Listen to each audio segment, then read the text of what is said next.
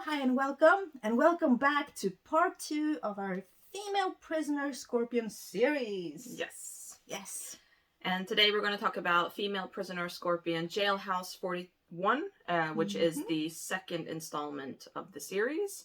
It's released in 1972 and also from Japan. And also by the same director as the first one, Shunya Ito, with same writers. And also starring Meiko Kaji, Fumio Watanabe, and Yukie Kagawa.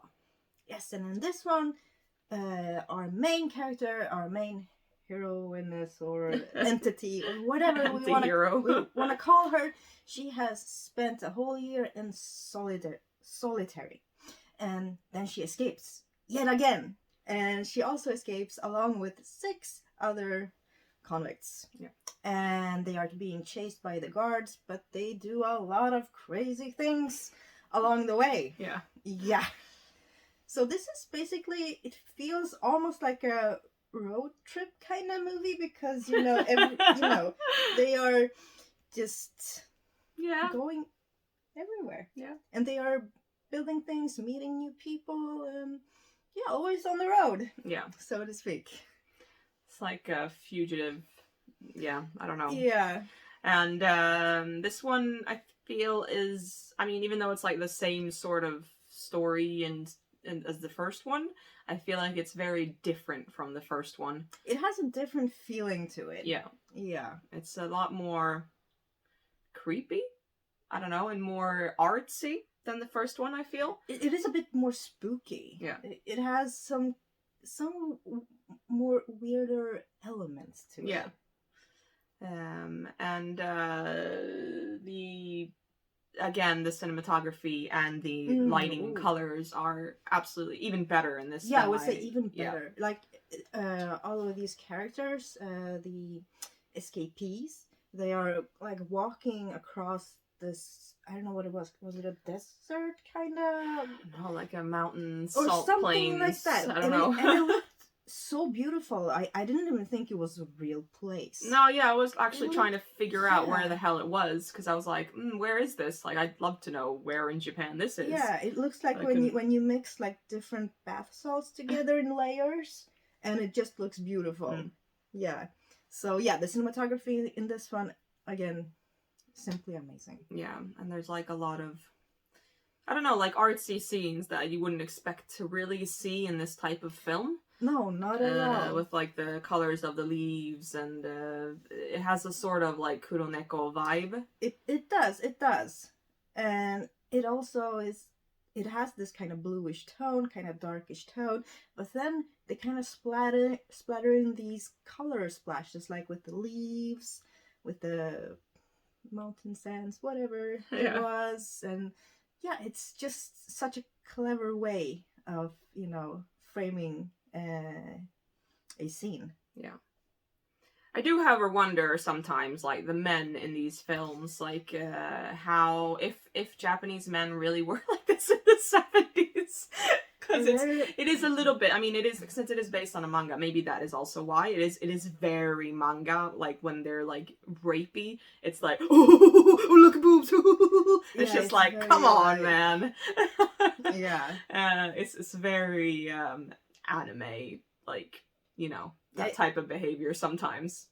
Yeah, so these movies might not be for everyone, because they are a bit rapey, so to speak, and they feel very exaggerated in some places, like with the characters, as you said. But it's weird because somehow it kind of like works in this type of Japanese cinema. I think Japanese cinema in general, it's very different feel than what it is. If it was the same thing, but a Western film, it would have felt really out of place. Yeah. While it kind of, I don't know why, or maybe I'm just like a weeb. I don't know, but it's it kind of feels okay to have it like that in this type of universe. Yeah. In this cinematic universe. Yes. But yeah, I really enjoyed this one too, especially the scenes around the sort of like the deserted village. And also when you get to learn a bit more about the characters themselves, like why they were sent to prison, and a bit more about their family lives, and so to speak. And there's also a really cool like bus scene. Yeah, they take over a bus, and yeah. And also they Matsushi builds a boat. they do build some boat. Some weird contraptions in this. Yeah. It's like, what are they gonna do with that? And then all of a sudden they had like this big ass boat. Did she actually build the boat, or did they find the boat? We want to believe that she built it. They built it. She definitely built it. She was 7 women, convicts. They were like, let's cut down some trees, rope them, and then we got a boat. And it works. It was like amazing looking. So yeah. Yeah. But it's the cover of the it's the box is the cover of the movie. So this is the second one. Yeah, it's and you can see beautiful. The cool leaves here. Yeah. So what do you think about the second one? Is it as good or better or worse? I think it's better than the first one. Ooh. I'm trying to like compare it to the other films to see which one I do like the most, because I'm having a difficult time with 2 of them. I am going to say